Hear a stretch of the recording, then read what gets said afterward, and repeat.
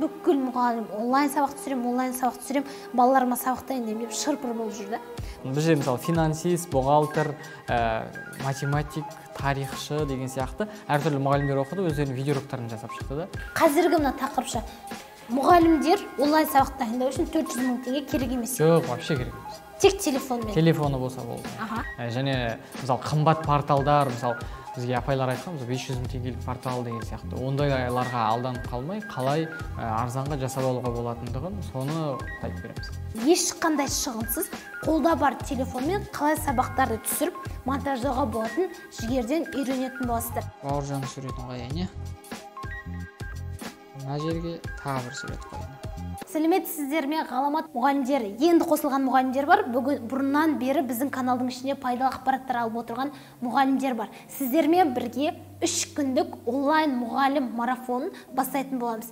Осыдан алдын ала мен сіздерге хабарландыру жібердім. Бұл 3 күндік сабақта сіздер телефонмен қалай түсіріп монтаждау керек, ноутбукпен қалай түсіру керек, және сабақтар бүкіл адамға таралып кетпейтіндей қалай портал жасап сабақтарыңызды сақтауға болады. Міне осы туралы біз сіздермен 3 күндік сабақта бөлісетін боламыз. Араларыңызда мен танитындарыңыз бар шығар, танымайтын болсаңыздар ғаламат мұғалімдер деген аккаунттың ішіне кіріп толық ақпарат аласыздар. Егер сіз мұна қазіргі болатын видеоны соңына дейін көретін болсаңыз, ешқандай шығынсыз, қолда бар телефонмен қалай сабақтарды түсіріп, монтаждауға болатын жігерден үйренетін боласыздар. Жігер, қош келдіңіз. Маған айтқан ұсынысы бойынша қазір мына марафонды сіздерге ұйымдастырып отырмыз. Осыған дейін мен ғаламат мұғалімдер жылдам оқу, жадын дамыту бойынша сабақтар беріп келгем. Жігер осы күнге дейін онлайн бастау проектісін жасап, мұғалімдерге онлайн сабақтарды түсіруді үйретіп жүр екен. Енді маған келген ұсыныс бойынша екеуміз бірігіп курс дайындайық, сендегі мұғалімдерді осыған оқытайық деді. Қазір осы туралы өзіңіз толығырақ айтсаңыз. Енді мен өзім негізі Әл-Фараби атындағы университетті бітірдім, физика техникалық факультетті. Одан кейін 3 жыл бойы офлайн сабақ өтіп жүрдім. Содан кейін өзім таза енді онлайн сабақ өтіп жүргеніме физикадан 1,5 жыл болды да. Өзім енді сендерде мысалы ғаламаттарың кәдімгі үлкен ақша салынып, қымбат камералар, кәдімгі жарық, студия, сосын монтажерлар деген сияқты. Біраз шығындармен бастадыңдар. Ал менде қалай болды? Менде жай өзім ғана камера болды, но ол камера оказывается керек емес екен. Мен камераны босқа енді ойлағанмын, видео түсірсем камера керек болады. Камера да керек емес екен негізі. Құр телефонмен ғана жасауға болады екен да. Бірақ оны біз кейіннен біліп жатырмыз. Кейін уже 1 жылдан асқаннан кейін жасап шығындалып алған соң. Енді менің өзім шығыным аз, сонда да шығыным болды, но енді оны одан да азайтуға болады екен да. Содан кейін ғой енді осы үйреніп алған заттарды осылайынан курс жасасақ, басқа мұғалімдерге енді басқа бүткіл адамдар енді біздің өткенімізді өте берген керек емес қой. Енді сіздің курсыңыз кімдерге арналады? Біздің курс енді таза онлайн курс жасайым десе болды.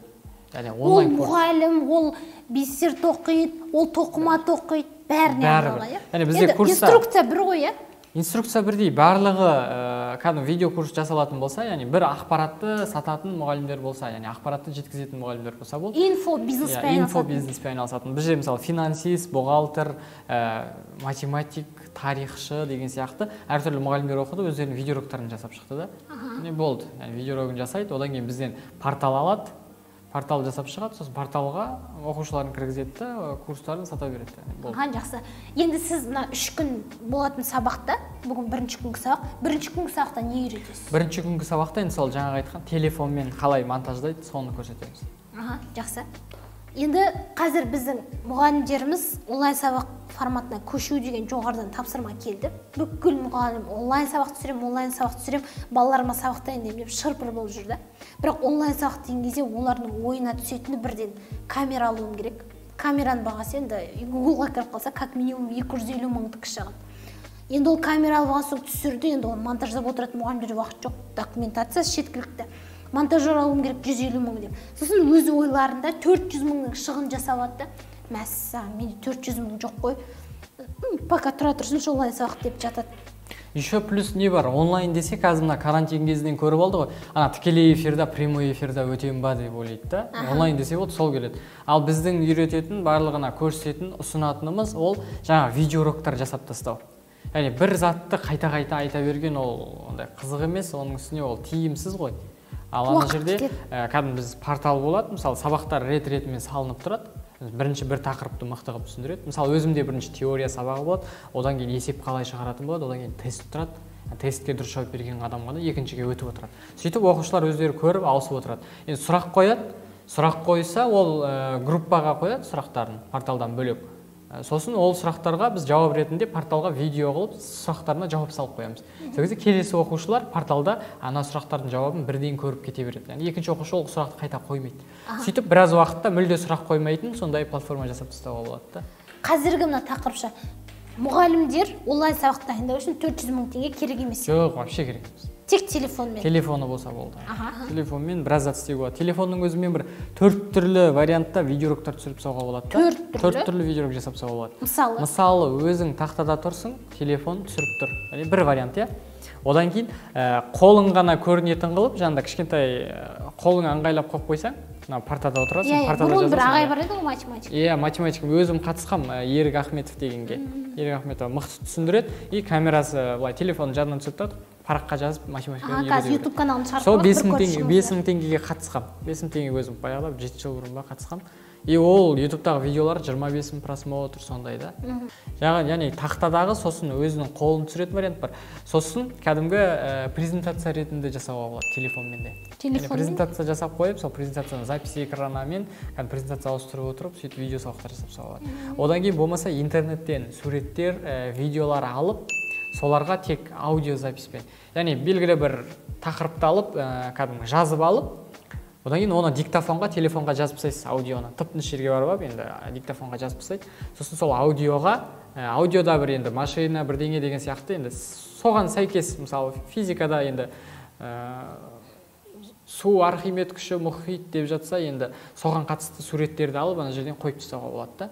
Яғни аудиодаға қатысты суреттерді, видеоларды интернеттен алып қойып, сол екеуін біріктіріп, сондай бір кәдімгі видео жасауға болады. Жақсы. Онда біз осы видеоның астына сіздерге сілтеме береміз. Ол сілтемеде Жігер айтқан 4 түрлі варианттағы сабақтардың сілтемесі. Оның бәрі ютубта бар ғой? Иә, ол ютубта бар. Онда жіберейік, сіздер бір-бір қарап шығыңыздар. Общая картина болсын деген ғой. Енді сіздің телефонмен түсірген бір мысал көрсете аласыз ба? Иә, телефонмен түсірген. Жаңа айтып отырған 4-еуін қоямыз деген сол телефонмен де түсірілгені бар арасында. Ал оны өзіңіз түсіргенсіз ғой. Енді мұғалімдеріңіздің түсірген. Өзім түсіргенім де бар, мұғалімдердікі де бар. Екеуін де қойып тастайық. Жоқ, көп ол. Бізде мысалы жылу физикадан сабақ береді бір апай түсірген, алдында бір математик бір апай түсіріпті. Сондай телефонмен қол вариантын түсірген да. Ал енді андай тақтаға қойып түсіргендер, олар көп ондай варианттар. Жақсы, көрсетеміз. Осы видеоның астында сілтеме жіберем. Сілтеменің ішіне кірсеңіз, бірнеше сілтеме, барлығын бір-бір көріп шығыңыз. Қазір мұғалімдердің ойында тұрған сұрақтың бәрі телефонмен қалай түсіремін және оны қандай бағдарламалар арқылы монтаж жасаймын. Енді бірінші ең маңыздыларына бір-бір тоқталып кетсеңіз. Маңыздылары телефонмен бірінші түсіруді айтайын, одан кейін монтажды көрсетіп бере салайын, осы видеоның ішінде. Жақсы. Енді түсірген кезде бірінші көп мұғалімдер андай стенаға тақалып алады деген сияқты, сабақ өтетін кезде тақтаның жанында стенаға тақалып алады. Сосын жарық түскен кезде көлеңкесі артына бірге шағылысып жүреді да. Яғни ондай вообще істемеу керек негізінде. Сен тақтадан алысырақ. Қателік қой. Иә, тақтадан алысырақ, стенадан алысырақ тұру керек. Сосын қандай қымбат камера болса да, ол жарығың мықты болмайтын болса, жарығың дұрыс болмайтын болса, онда болмайды да. Сонда терезенің алдына қарай жарығы дұрыс, соған қарай қарап тұру керек та. Жарық жақсы түсетін жерге тұрып, видеокамера түсіру керек. Сосын енді камераның деңгейі өте төменде емес, өте жоғарыда емес, енді төбеден астынан түсірсе біртүрлі көрінеді ғой. Сондықтан кәдімгі көзбен ала берген дұрыс негізі. Жай стандарт көзбен деңгейімен алып сөйтіп түсіре береді. Енді бұл түсіруді енді қарапайым жалпы айттық. Одан кейін енді біздің сабақтарда болады, курстарда. Камераның настройкасына кіріп, қалай фокус фиксация жасайды, оның настройкалары, ондай бөлек ұзақ заттар бар. Оған қазір тоқталмай қояйық. Ал енді монтажға келетін болсақ, монтажға енді біз курста өзіміз дайындап қойдық кәдімгі. iPhone-ға қалай жасайды, енді iOS-тар, сосын Android-тар. Оларға қалай жасайды? Android деген бізде Samsung, Oppo, Huawei деп жатады. Сондайлар. Енді қазір бұл видеода монтаж көрсеткенде барлығына ортақ. Қандай программалар бірінші айтып шығайықшы? Мысалы, InShot болсын. Ең популярный InShot, иә? InShot, KineMaster, болмаса тағы VideoLip деген бар, iMovie деген бар, енді ол iPhone-дарда болса. Осы сияқты бағдарламалар көп. Негізі бағдарлама жетеді. Но арасынан ең дұрыстарын алу керек та, кішкене мүмкіндіктері көбірегін. Кейбір бағдарламада мүмкіндігі аз, дұрыс мүмкіндіктер сұрасаң ол платный болып кетеді деген сияқты. Қазір енді осы жерде бір видео түсірейік та, сол видеоны монтаждап көрсете салайық, бірден. Қазір телефон шығара салайық. Енді кәдімгі телефонмен ала салып, мысалы бір видео түсіре салайын, Мысалы видеоға түсірдім. Осы видеоны кейін монтаждап көрсететін боламын. Енді өзім түсіре салдым. Енді мына видеоны сіздерге қазір қателерін кесіп және мына жерге сурет шығаруға қалай болады және былайынан жазуға болатындығын соның барлығын көрсетіп беремін. Енді мен қазіргі түсірген видеоны KineMaster деген бағдарламамен монтаждап сіздерге көрсетейін. Оның қандай болып шыққаны, оны да сіздерге жібереміз. Қазір енді камера мынау телефонға ауыссын. Ал енді телефонның экранына ауыстық. Енді барлықтарыңызда енді көбісінде Android телефонды ойлаймын, сондықтан Android телефонмен көрсетемін. Енді жаңаға түсірген мына видеоны телефонмен түсірілген.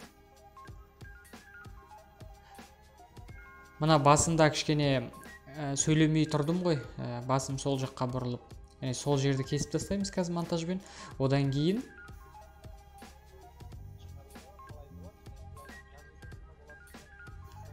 мына жерде жазуға болады, мына жерге сурет шығады деп айтып тұрмын ғой. Яғни сол сурет шығады деп айтқан жерлерге қазір монтажбен сурет қоямыз, және жазылады деген жерге жазатын боламыз.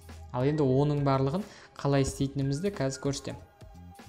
Ол үшін бізге енді мына Android телефондарда Play Marketке кіру керек. Play Marketке кіресіздер дағы, мына жерде KineMaster деп жазасыздар. KineMaster деп жаздыңыздар. KineMaster дегеннен кейін мынандай бағдарлама шығады. KineMaster. Видео редактор для простого монтажа. Болды, мына жерде менде жазылып дайын тұр. Мен сіздер уақыттарды алмашы соқтыр. Открыть дегенді басам.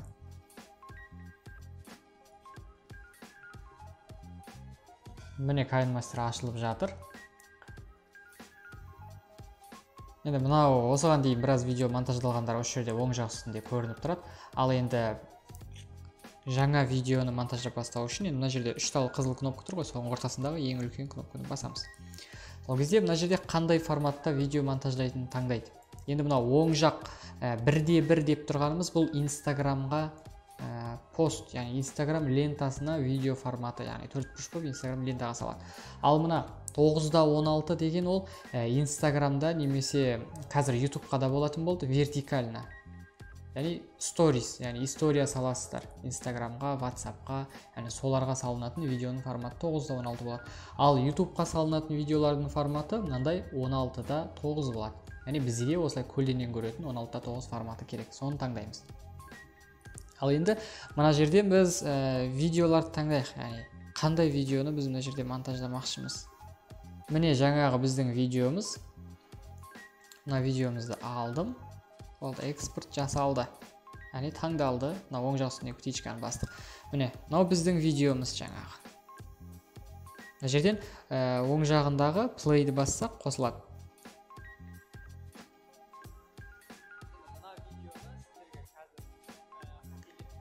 Енді мен сіздерге қалай қателерін кесіп тастауға болатындығын бірінші көрсетейін. Ол үшін мына сырғанатып тұрған астындағы лента тұр, яғни сол лентаны басамыз.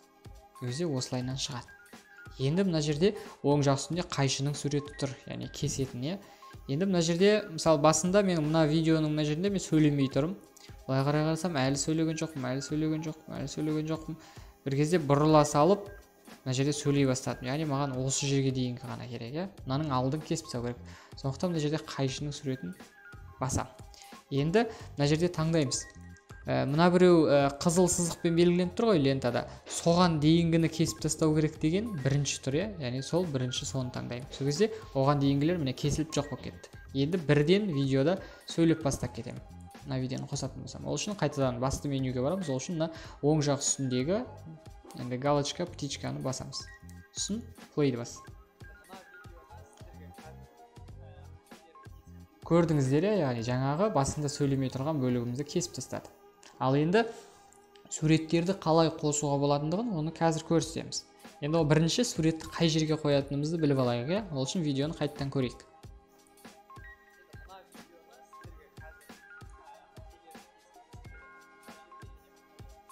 міне примерно мына жерге деп қолыммен көрсеттім, иә. Осы жерге таңдайым. Міне мына жерге дегенде менің мына қолыма сурет шығу керек. Ол үшін не істеймін? Оң жақ, үстіңгі жақта мына жерде кәдімгі дөңгелек, круглый тұр, иә. Ортасында қызыл кнопка, жан жағында 4 тал басқа кнопкалар тұр. Енді соның қызылдың сол жағындағы слой дегенді басам. Сол кезде мына жерде слой, яғни қосылады. Енді слойға не қоспақшысыз деп сұрап тұр. Сол кезде ең үстіндегі мультимедиа деген, яғни сурет қоспақшымын деймін. Суретті таңдаймын. Енді осы жерде мен қандай суреттерді қоямын? Ол үшін мысалы кез келген бір суреттерді ала салайық. Мысалы мына жерде тағы өзімнің суретімді алып қояйын, иә. Өзімнің суретімді алдым. Үстін басып қалдым, просто суретті таңдап. Сол кезде мына жерде дайын болып шыға келді. Енді мынаның размерін кішірейтіп, үлкейтіп, айландырып, мына қалаған жерімізге қоя аламыз міне. Мына жерге сурет дедім, сол жерге қолымның үстіне сурет қойдым. Болды, иә. Енді мына оң жақ үстіндегі птичканы, яғни галочканы қайтадан басамыз. Енді мына сурет ұзақ уақыт бойы мен сөйлеп жатқан кезде әлі кетпей тұр, иә, мына жерде. Енді ол тезірек кетіп қалу үшін мен көрсеткен кезде ғана. Сол үшін мына лентадағы астындағы сол суретті басамыздағы сары бұрышынан ұстап, былай қарай қысқартамыз мынаның уақытын. Яғни уақытын қысқартып тастаймыз. Өз кішкене ғана уақыт болатындай. Міне қосып көрейік қазір. Міне жоқ болып кетті, иә. Мына жерден бүйтеміз. Қайттан қосайын.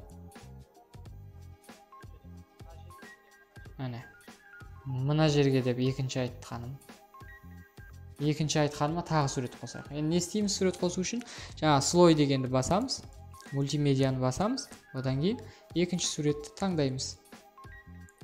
Екінші сурет. Енді ол жерге мына жерде Бауыржан суретін қояйын, иә. Мына жерге тағы бір сурет қойдым. Кішкене былай қисайтып қояйын. Болды. Енді оның да ұзақтығын мына жерде қысқартып өзгерте береміз. Міне, енді көрейік видеоны қосып. Міне, басынан көрейік, екі сурет.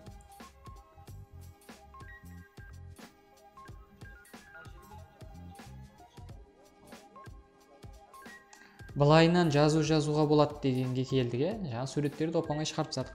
Енді жазуды қалай жазамыз? Ол үшін тағы да слой дегенді басамыз. Мына жерде енді ең үстіндегі мультимедианы емес, ең төмен жағынан біреу жоғары текст деген тұр, Т тұр. Соны басамыз. Сол кезде мына жерде текст шығады. Не деп жазамыз?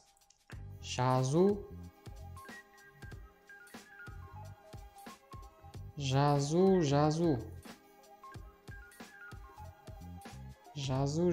дедім, иә.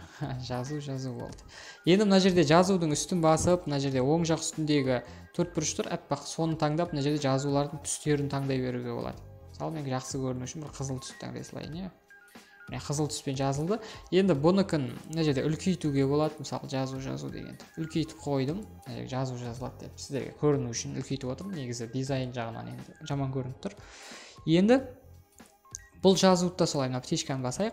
Бұл жазудың да ұзақтығы қандай болу керек? Ол үшін тура сол астындағы лентадағы жазудың үстін басамыз, содан кейін мына сарыны басып қысқартамыз. Болды. Енді птичканы бастық. Видеоны көрейік, иә.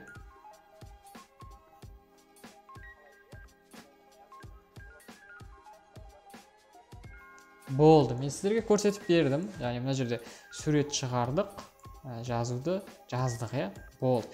Енді мына видеомызды қалай сақтаймыз? Ол үшін оң жақ үстіндегі мынау бір коробканың ішінен жоғары қарай стрелка тұрғанды басамыз. Сосын мына жерде шықты.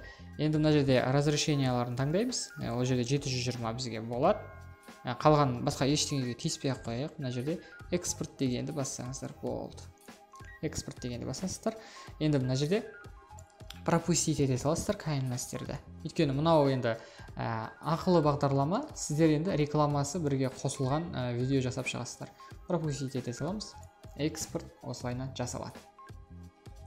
Әлі күтеміз экспорт жасалғанда.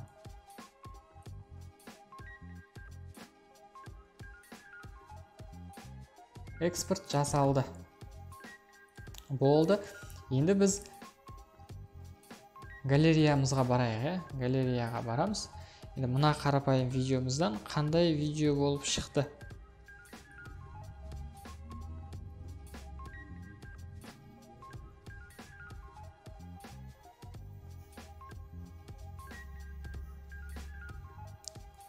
Міне галереямызға кірдік. Міне өзіміздің видеомыз тұр. Дайын тұр екен, осы видеоны қосып көрейік.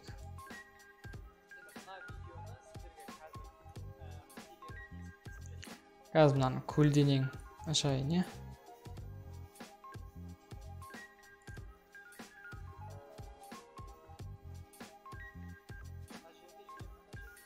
Басын.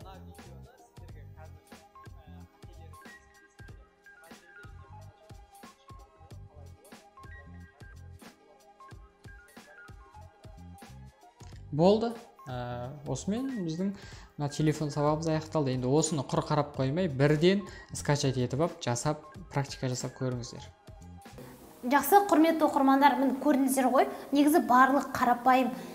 Біз қазір бастаған кезде, негізі ғаламат осыдан 10 ай бұрын басталған кезде үлкен компания болатынын білдік те, үлкен компания болған соң енді оған кішкене қаржылайды, ақша салу керек болды. Нормально ақшамен басталған соң, аз уақыттың ішінде білім жақсы болған соң, маркетинг жақсы болған соң, аз уақыттың ішінде жоғары деңгейге кетті. Бірақ ең бірінші менің қателігім, білмей жатып көп оборудование қымбатын алып тастадық.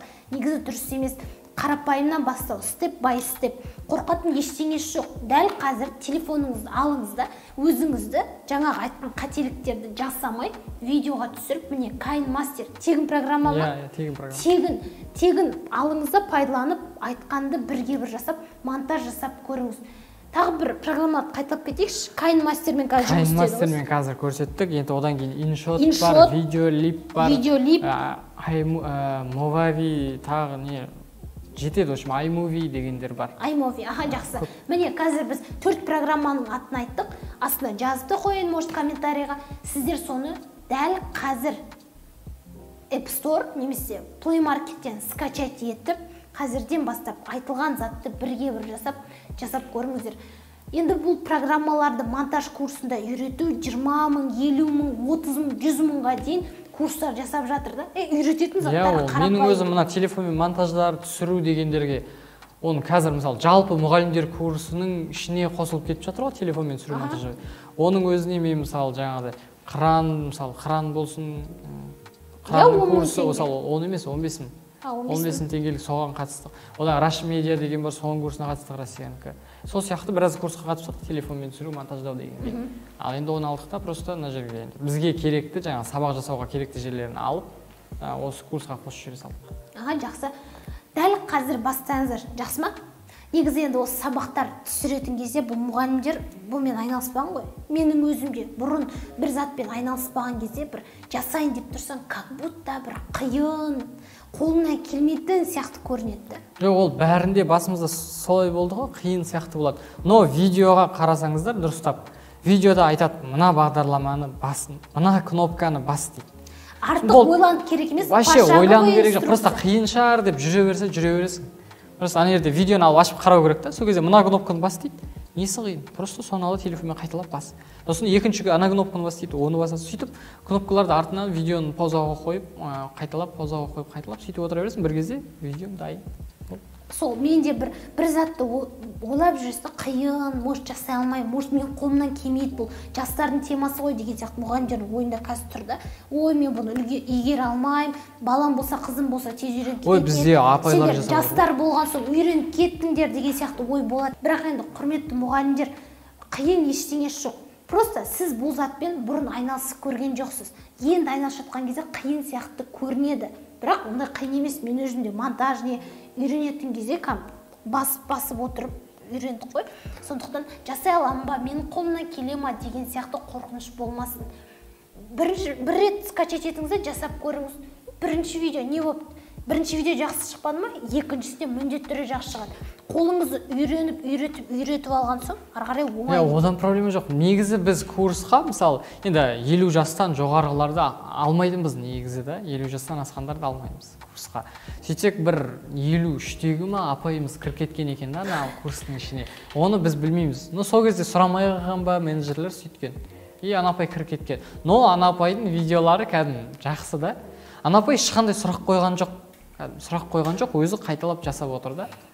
Бір нәрсе болса тырысып істейтін көрініп тұр да. Ал енді жас апайлары бар, 23-те, 28-де сондайлар. Сол апайлардың сұрағы көп болады ғой кейде. Бірақ Жоқ, мен ойлаймын шала жас үлкен апайлар может. Олар еңбек бар нәрсенің просто халявамен келмейтін, еңбек арқылы келетін біліп, солай тырысама деп те ойлаймын. Сол практикамыз болып жатады. Жас үлкен апайлар күшті орындайды, жастар жалқау болып келеді деген. Құрметті мұғалімдер, көп ойланып, мына видео жақсы, сапалы екен, жақсы контент айтты деп кетіп қалмаңыздар. Біз қазір теориясын көрсетті жігер, енді практикасын жасау сізден. Практика қашан басады? Дәл қазір мына видеоны көріп қойғаннан соң бірден Play Market App Store-ға кіріп, программаны скачать етіп, видео түсіріп, өзіңіз монтаж жасап көріңіз. Ары қарай нәтижелеріңізді бізбен бөліссеңіздер, өте қуанышты болар еді. Егер үйренуге деген желанияңыз болса, 3 күндік сабақта біз үйретуден мүлде шаршамаймыз. Енді бүгін сіздермен, яғни ғаламат мұғалімдері каналындағы апайлармен танысқаныма қуаныштымын. Енді сіздерге осы бүгінгі видео пайдалы болды деп ойлаймын. Енді бұдан кейінгі 2-3 күнгі сабақтар бұдан да пайдалы болады. Енді бүгіннің өзінде сіздер жай қарапайым телефонның өзімен қателескен жерлерді қалай кесуге болады, суреттер, жазулар, соларды қалай шығаруға болады деген сияқты заттарды үйреніп шықтыңыздар. Енді келесі сабақтарда ол біз компьютермен қалай сабақтар жасалады, одан кейін тіпті порталдар қалай жасалады, қандай порталдың мүмкіндіктері бар, және мысалы қымбат порталдар, мысалы бізге апайлар айтқан, 500 000 теңгелік портал деген сияқты, ондайларға алданып қалмай, қалай арзанға жасап алуға болатындығын, соны 3 күндік сабақта айтып береміз. Жігер, енді бірінші күнгі сабақ, телефонмен сабақ түсіру, онлайн сабақтарды дайындаудың енді бір қанша проценті? Егер телефонмен сабақ түсіріп үйреніп алса, онлайн сабақ жасаудың мұғалімдер қанша процентін үйреніп алды? Мысалы, жаңа примерно 5 түрлі вариантпен түсіруге болатын болса, енді ол 5-ке бөлсең 100-дің 20% болады. 20%-тің біз жаңа қию, сурет шығару деген бөлігін ғана пайдаландық. Ол әр түрлі астына музыка қою, переходтар жасау деген сияқты ондай заттарды пайдаланбадық. Онда бір примерно 3-5%-тің арасы болып тұр ғой. 3-5% ғана үйренді, демек мүмкіндік көп, мүмкіндік жетеді. Жақсы. Онда біздің ертеңгі сабағымыз, құрметті мұғалімдер, сіздерге қазір белгілі бір уақытта видео жіберілді ғой. Екінші күнгі ертеңгі сабағымыз дәл осы уақытта жіберіледі. Ертеңгі сабақта біз ноутбук арқылы үйіңізде, егер кейбір мұғалімдер түрін көрсеткісі келмейді ғой, түрін көрсеткісі келмей, жай ғана сандар шығар, презентация арқылы сабақ өткісі келетін мұғалімдер болатын болса, жалпы ол ғана мұғалімдер емес, бүкіл мұғалімдер ноутбук арқылы сабақ түсіріп үйрену керек, ол приятный да бір жағынан. Келесі ертеңгі сабақта сондай презентациямен или запись экранамен кәдімгі видеороликтар көрген шығарсыздар барлықтарыңыз, андай видеолар бұрышында өзі көрініп отырады. Енді бұрышында өзі көрінетін қылығы болады, көрмейтін қылығы болады. Соны қалай жасайтынды оны келесі. Жақсы. Құрметті мұғалімдер, онда біз сіздерді екінші сабақта асыға күтеміз. Мына сабақтан алған қандай да бір инсайттарыңыз болса, кері байланыстарыңыз болатын болса, түсінбей қалған жерлеріңіз болатын болса, осы видеоның астындағы комментарийға жаза кетіңіздер. Біз барлығын оқып, сіздерге екінші видеода кері байланыс беретін боламыз. Жақсы, сау болыңыздар.